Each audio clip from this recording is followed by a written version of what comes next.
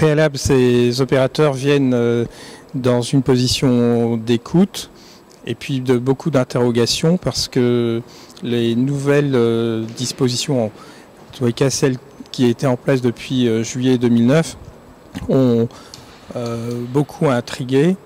Et aujourd'hui, je pense que ces opérateurs partent mieux renseignés. Ils sont moins critiques, ils comprennent mieux le contexte de l'application de ces mesures, tant liées à l'importation et aux nouvelles règles d'investissement, particulièrement celles imposant le partenariat.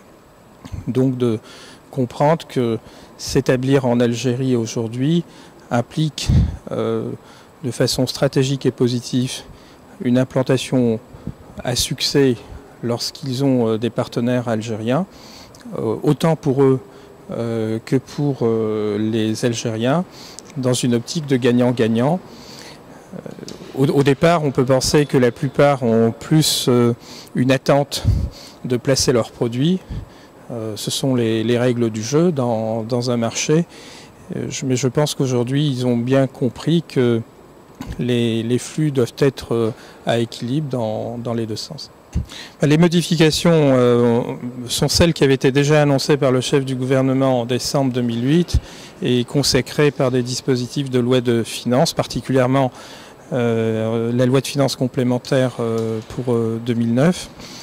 Du côté des importations et pour la maîtrise des importations vers l'Algérie, la principale est celle qui assure la traçabilité des marchandises importées ou des biens importés, et instituant donc imposant le paiement par crédit documentaire, la domiciliation préalable de toute opération d'importation.